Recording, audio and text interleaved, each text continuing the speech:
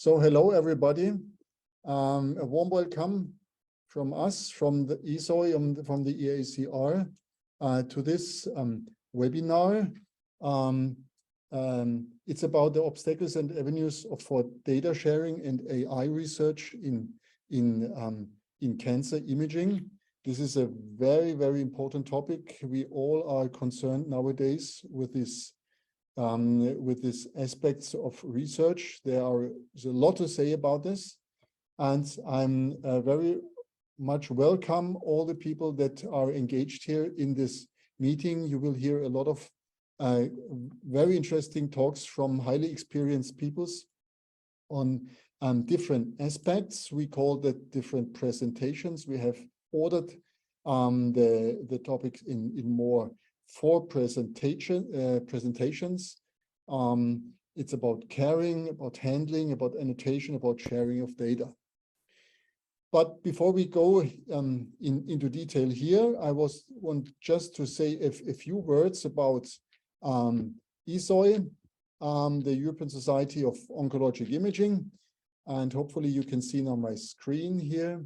The ESOI Society is a society that brings together stakeholders for oncologic imaging from all European countries.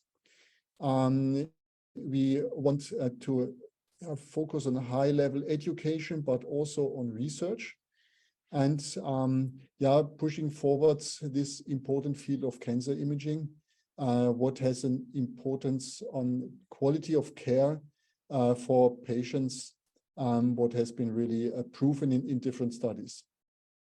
And one of the major topics we are struggling with is how we can improve the quality of cancer imaging in countries that don't have access to the latest technologies. And for this, AI will play a quite important role, because it will allow us that with the aid of computer science, we can improve the reading of the images very, very importantly. So with this, I would like to hand over to René Bernards from the EACR to say a few words about his society. Then we will move on to Karim Lekadir, who is the coordinator of EuCanImage, and he will also give you some introductory word about EuCanImage, and then we will really dive in the different presentations. I'm looking very forward to a fruitful discussion. René, please go ahead. So I have first to stop my screen sharing, and then you can now move on. Thank you so much, Professor Schlemmer. My name is René Bernards. I'm the current president of the European Association for Cancer Research, or EACR. If you allow me to share some slides, and I would be pleased to present the EACR to you. As I said, we are the European Association for Cancer Research. We bring together researchers in the field of cancer from all over Europe. We have currently well over 11,000 members in over 100 countries.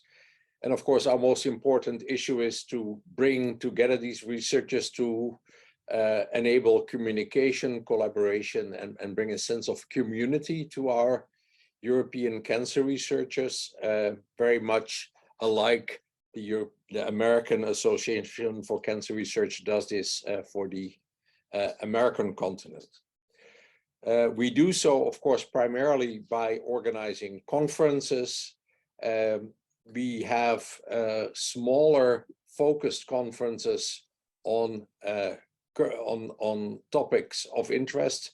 You see here a list of current upcoming conferences that are on immuno-oncology, of course, important, molecular pathology, drugging and regulating the MAP kinase pathway would be a typical example of a focused conference. That is a virtual event accessible to all of our members free of charge. So that is really attractive for the members to join these virtual events also without having to travel. of course, our biggest meeting is our annual meeting that will this year be in Torino, in Italy, in March of in June of 23. Something is happening to my slides. That looks better. And we also organize joint conferences with the American Association for Cancer Research, EACR. And the next one is upcoming in Florence, in Italy. So we offer a broad spectrum of conferences on different topics, and that, of course, to maximize exchange of information. We also do other things. We have meetings, webinars. We provide fellowships for students to attend conferences. We also have fellowships for postdocs now, and we will soon introduce a new Rising Star Award for a person starting his or her own lab. So we have lots of activities in brief that all have the same goal of connecting cancer researchers one way or the other. And to close, we are low budget. We are not a very rich organization. We charge our students only 25 euros for the duration of their studies, and full members, senior investigators, 50 euros a year. And with that, I thank you for your attention, and I hand the floor back to Professor Schlemmer. Thank you. Thank you very much for the introduction of EACR. And the next speech will from Karim Lekadir, who is, as I told you, the founder and the coordinator of EuCanImage. Can you please say a few words about the project? Yes, thank you, Science Peter. I will share my presentation. So, hello everyone, good afternoon. It's a pleasure to be here to talk about the EuCanImage project. This is the second version of this webinar, which we had last year, and it was extremely useful. We got a lot of feedback and had interesting discussions. And so it's a pleasure to repeat this event this year as well. So EuCanImage is a project that is very much a highly collaborative project that involves different partners and sets of expertise. To say that, first of all, we are fortunate to have with us the main data infrastructures in Europe, Eurobioimaging, the EGA, BBMRI, and from the US, we have the Cancer Imaging Archive that has more than 10 years experience in building data platforms for cancer imaging. We have also all sorts of research institutions that cover different aspects of big data and AI and legal aspects related to the field. We have also a number of companies in the consortium bringing this industrial perspective. We have 5 clinical partners from Italy, Spain, Sweden, Poland, and Lithuania. And finally, we have a number of associations that are helping us manage the project and also disseminate and communicate the results. So the first main objective of the project is to build a repository, a European repository for cancer imaging and also for non-imaging data that would be GDPR compliant, scalable, and FAIR compliant as well. We would like then to develop AI tools based on the data that will have been collected through this repository, so the AI will be multi-center and hopefully as well trustworthy. We would like to do this while focusing on a number of very specific clinical use cases in breast cancer, liver cancer, and colorectal cancer. And finally, we would like to do this with the community. So that's why we have this webinar. We would like to interact with the experts in Europe and beyond, and work together on how we can build the best possible repository and also leverage it for future research and AI development.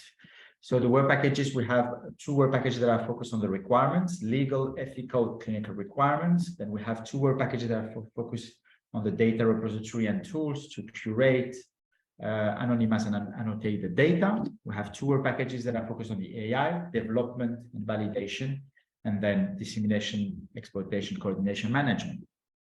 So in work package 1, what have we done so far? We are halfway through the project. We just celebrated the 2nd year of the project. So in work package 1, we built a contractual framework with DTAs, so the data can be exchanged in a GDPR compliant manner. We also looked at ethical issues related to AI in cancer imaging. So we had a very nice workshop in Berlin in May. So it's something that we're still discussing and looking for feedback and inputs. We also looked at all the use cases that we had, 8 of them: liver, colorectal, and breast cancer. We did an inventory of the data, non-imaging information that we would like to include in our analysis. We started the annotation of all these data sets and the images. We built the first version of the data repository sent to our colleagues from Bioimaging and EGA for the non-imaging data. We already put some initial sets of cancer imaging data. We're working on a data model, so we can have common data models for exchanging and data for the analysis of the data across centers, and also to linkage the different repository for image and non-imaging data.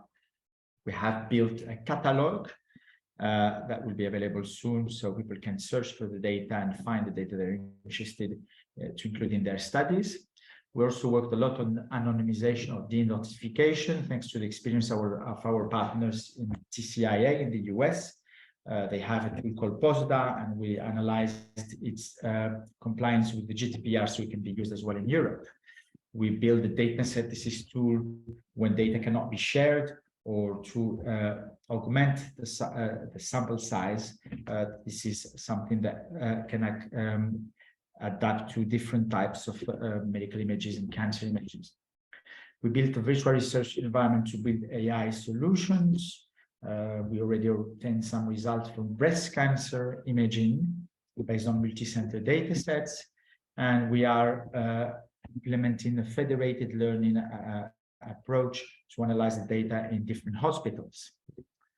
We also built a guideline on how to build these AI solutions that I've been talking about in a way that they are technically robust, ethically compliant, legally compliant as well. So, for example, they should be fair, they should be traceable, explainable, and so on. We also built a radiomics quality score to evaluate the quality of the studies and of the evaluations. And we built some method to estimate uncertainty, so clinicians can have a confidence score on the AI-generated results.